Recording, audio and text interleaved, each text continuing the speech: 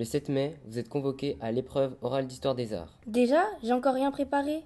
Ne vous inquiétez pas, préparer l'oral d'histoire des arts, c'est facile. Il y a 3 étapes clés. Observer, rechercher et raisonner.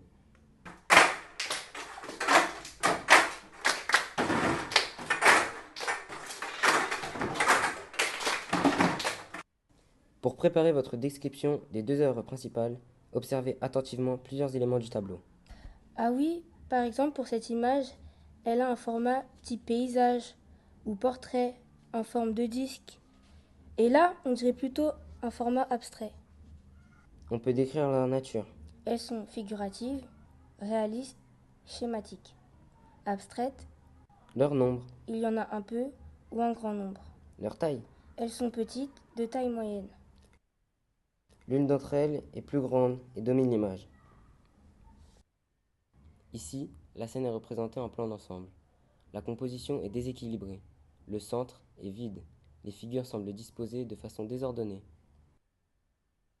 Et maintenant? Là, elle est alignée.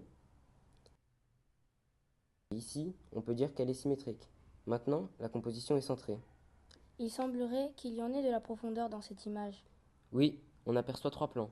Au premier plan, une femme allongée sur un lit tient une peinture dans ses mains. Au deuxième plan, 2 enfants face à nous regardent. Au troisième plan, des objets appuyés contre un mur. Ce que j'aime bien avec les images en noir et blanc, c'est que c'est facile de décrire les couleurs. Il n'y en a pas. Oui, mais tu peux parler de jeux d'exposition à la lumière, des nuances, du contraste.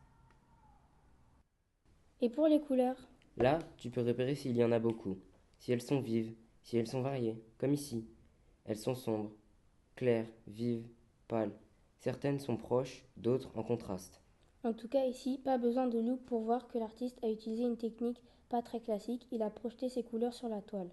Ça dépend. Parfois, il faut observer certaines œuvres de près pour voir si l'artiste a été précis, s'il a fait des contours, si le dessin est net, si la trace de l'outil est visible. Ici, le contour semble hésitant, accidenté.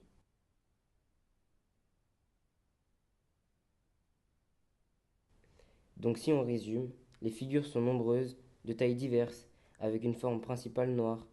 La représentation est a priori figurative, mais certaines formes sont difficiles à identifier. Le cadrage est en plan d'ensemble, la composition est chargée centrée sur une forme noire arrondie. Les figures sont disposées de façon désordonnée. Difficile de distinguer ici des plans de profondeur. En bas à gauche de l'image, une forme verte qui ressemble à un personnage représente de façon très schématique un bras levé, une main apparente. La forme noire au centre semble ornée d'un instrument de musique, peut-être une guitare. Il s'agit peut-être d'un personnage car elle semble munie de 2 mains blanches et décorée de fleurs. À droite, une forme noire et blanche, assez abstraite. À l'arrière-plan, des rectangles de toutes les tailles et toutes les couleurs servent de support à des petits motifs jaunes comme des pétales.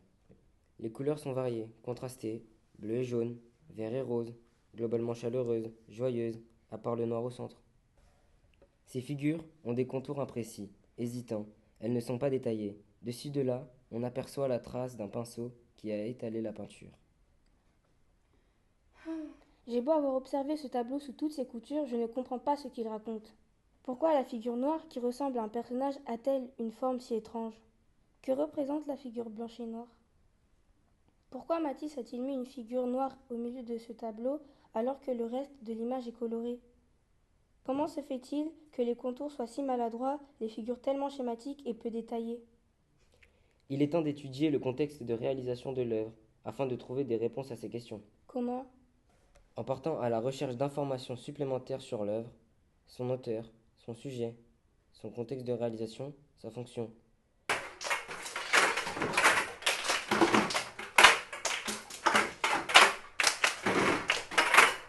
Vous pouvez partir du nom de l'artiste,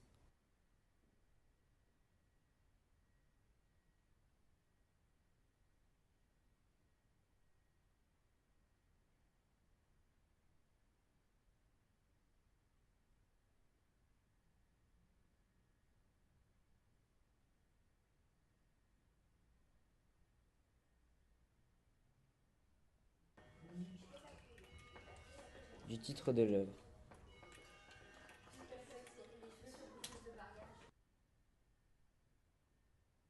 Mais ça va faire beaucoup d'informations.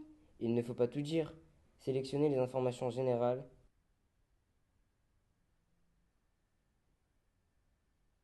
puis les éléments plus précis qui peuvent permettre de comprendre l'œuvre.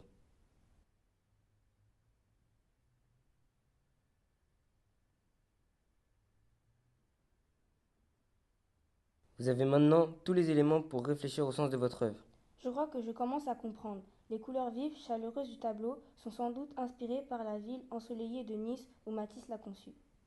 Si les contours sont si imprécis, c'est parce que les figures ont été découpées dans des grands panneaux de papier peint par l'artiste. À cette époque, Matisse est devenu maladroit, ce qui le rend très malheureux, comme l'indique le titre du tableau. Il est nostalgique de sa jeunesse, symbolisée par un personnage blanc et noir, schématiquement représenté en train de danser.